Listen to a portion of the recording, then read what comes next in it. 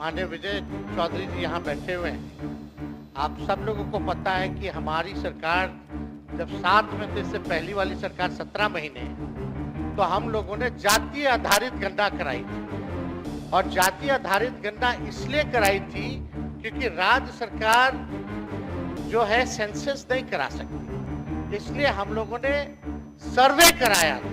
और उस सर्वे के आधार पर हम लोगों ने आरक्षण की सीमा महोदय 65% करने का काम किया था, जिसमें कि पिछड़े, अति पिछड़े, दलित, आदिवासी समाजों का आरक्षण हम लोगों ने बढ़ाया और ईडब्ल्यूएस 10% एज इट इज रखा। आज संविधान दिवस है महोदय, और संविधान दिवस के दिन पर कम से कम ये चर्चा, कम से कम सरकार से अपेक्षा ये की जाएगी कि इसका कम से कम जवाब देने का काम करे और इस दिशा में आरक्षण जो हमारी सरकार, जो महागठबंधन की थी पूर्व में, जो 65% हम लोगों ने बढ़ाया था, इसके लिए क्या कदम उठा रही है फिर से लाने के लिए। अध्यक्ष महोदय, आप जान रहे हैं कि हाई कोर्ट 9/11/23 में ये पारित हुआ था मेरे जन्मदिन के अवसर पर, आपको बखूबी याद होगा।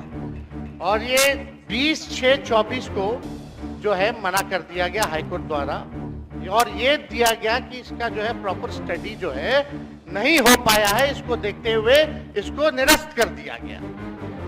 हमारा ये सवाल है महोदय कि जो संदेह नीतीश जी को था, माननीय मुख्यमंत्री जी को था, आपको था, हमको था कि भाजपा के लोग जो है किसी ना किसी प्रकार से कोर्ट जाकर के इसको निरस्त कराएंगे, इसलिए माननीय मुख्यमंत्री जी ने एक मिनट मेरी बात तो सुन लो।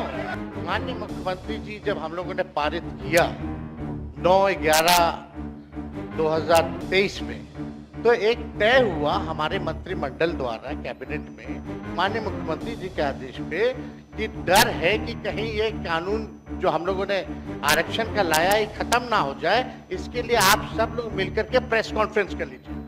और सम्राट चौधरी जी जो आप बोले थोड़ा प्रेस कॉन्फ्रेंस का वीडियो हम आपको भेज देंगे आप दोनों को, उसमें माननीय चौधरी जी ने क्या कहा था, अशोक चौधरी जी ने क्या कहा था, हमने क्या कहा था, आपको प्रमाण मिल जाएगा। चलिए, दूसरी बात मेरा ये है कि अब तो स्टडी, अब तो सुप्रीम कोर्ट में चल रहा है, अब हम लोग भी सुप्रीम कोर्ट में, आरजेडी भी पार्टी बनी हुई है उसको लेकर। अब मेरा सवाल ये है कि जो बहालियां हो रही है, जो आरक्षित वर्ग है, उसको नुकसान हो रहा है कि नहीं हो रहा? 16% हो रहा है ना। यह गंभीर मसला है महोदय, पिछड़ों का, अति पिछड़ों का, दलितों का, आदिवासियों का, जो भी आरक्षित वर्ग है, उनका भारी नुकसान हो रहा है। मेरा यही कहना है, अगर सरकार, और देश में ये पहली ऐसी सरकार थी 17 महीनों की जहां जाति आधारित गणना भी हुई और 65% आरक्षण की भी सीमा की गई। पहली बार इतना बड़ा निर्णय हम लोगों ने लिया, उस निर्णय को लागू कराने में क्यों फेल रहे? अब महोदय 2 पॉइंट हम खाली रखना चाहते हैं कि 23 में ये लागू हुआ, 23 में ये लागू हुआ, सुन लीजिए आप भी बोल रहे अध्यक्ष, हम लोग हर तरीके से सदन चलाना चाहते हैं, आप भी डिस्टर्ब कर रहे हैं। 2 पॉइंट, ये 11/23 में, चौधरी जी 11/23 में, 9/11/23 को ये लागू हुआ, निरस्त जो है हाईकोर्ट से 20/6/24 में हुआ। हम लोगों की मांग थी कि इसको शेड्यूल 9 में डाल दिया जाए। अगर आप लोग आरक्षण के पक्ष में थे केंद्र सरकार, तो इसको शेड्यूल 9 में क्यों नहीं डाला गया? पहला प्रश्न। दूसरा महोदय कि अभी भी हम लोग इंतजार कर रहे हैं, अभी भी माननीय मुख्यमंत्री जी को मेरे तरफ से रिक्वेस्ट कर दीजिएगा चौधरी जी, दोनों चौधरी जी करते तो ज्यादा भार पड़ जाएगा, तो अगर कर देंगे तो कम से कम ये कह दीजिए अभी स्टडी नहीं हुआ है, यही ना कोर्ट कहा, तो स्टडी तो ईडब्ल्यूएस का भी नहीं हुआ था जो 10% मिला, उसका कौन सा आधार था? ये तो हम लोगों ने कास्ट बेस्ड सर्वे करा के आरक्षण दिया। तो अभी हम लोगों की यही मांग है कि सरकार अगर इच्छुक है, आप दोनों बलवान लोग बैठे हैं, दोनों दो डिप्टी सीएम है, पहले हम अकेले थे तब हुआ था, अब तो 2 है।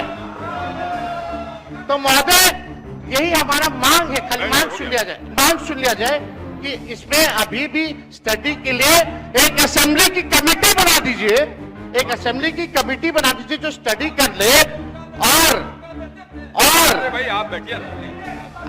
अरे सुन नहीं दे रहा, क्या व्यवहार है, डिप्टी सीएम है यार, डिप्टी सीएम जैसा बात करिए, इधर देख के बात करिए। मांग ही नहीं। अरे संवैधानिक पद का हमारी ये मांग है, संविधान की बात की बात कर रहे हैं। एक कमेटी